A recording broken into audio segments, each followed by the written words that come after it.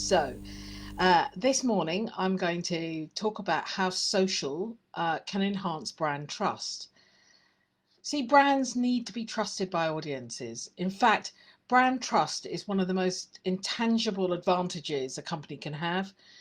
According to the recent Edelman Trust Barometer, 81% of people say trust in a brand to do what's right is a deal breaker or a deciding factor in their brand buying decision. In the current climate, trust has eroded further. Consumers and customers are hyper suspicious and even cynical, questioning everything. Let's be honest though, if you're an untrustworthy brand, no amount of social media will wallpaper over the cracks. If your fundamentals are not in place, it won't work. People are looking for companies that support employees, uh, produce products that are good for society or our environment. People want more from brands.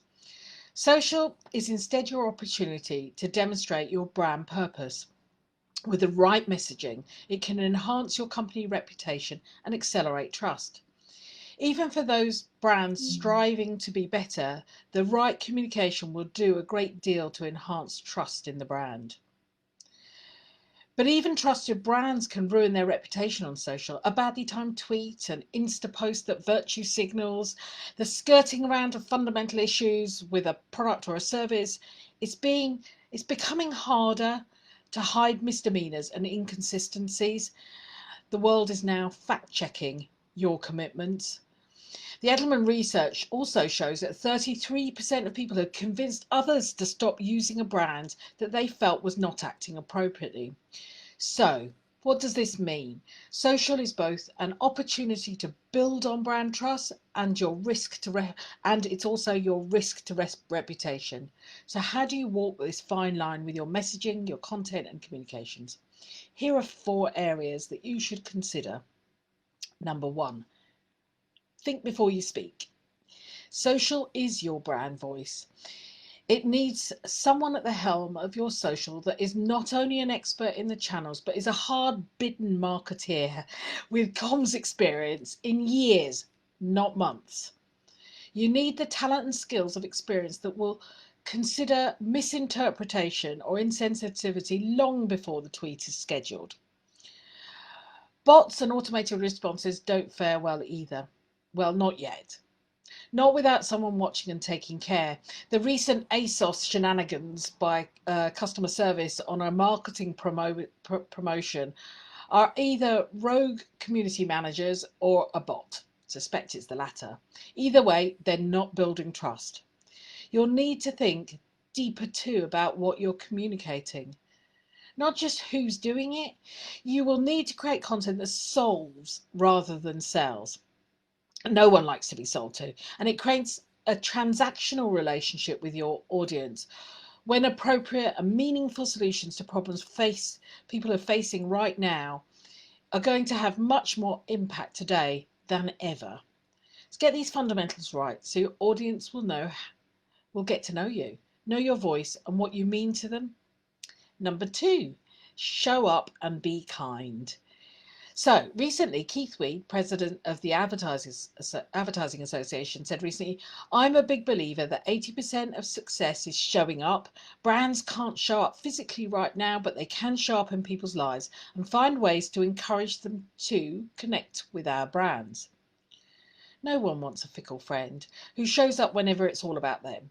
Be consistent on social, but if you want to be liked, then you'll need to show emotions. And for that, you need to resonate. You need empathy with your audience. The sort of empathy Marmite have shown recently, keeping true to their voice whilst recognising the challenges of lockdown. Don't template responses. Don't change your tone of voice overnight. Understand the feelings of each audience segment that will buy from you. Consistency and empathy are how you will be liked. Number 3, tune into crazy relationships.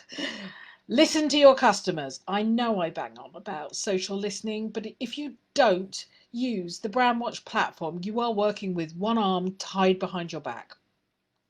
You need to see how your audience interests and behaviors are changing. And right now they're switching directions fast, crazy fast, pinballing through different topics, feelings and behaviors.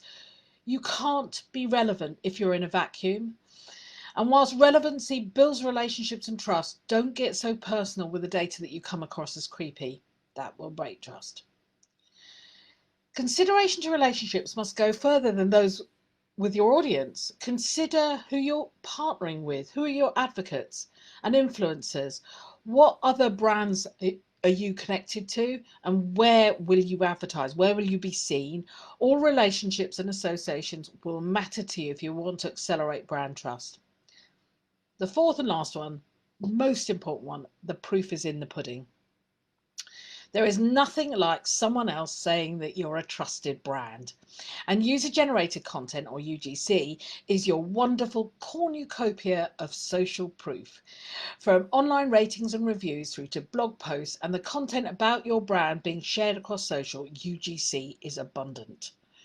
During lockdown, Mission Wraps UK has brought in more UGC into their campaigns, gaining greater loyalty, more engagement, and best of all, social proof that their wraps and tacos are awesome. 87% of people say that social media posts help them decide what to buy online, while research from Spiegel Research Center shows that good reviews can increase online conversions by 270%. Social trust is built on what others say.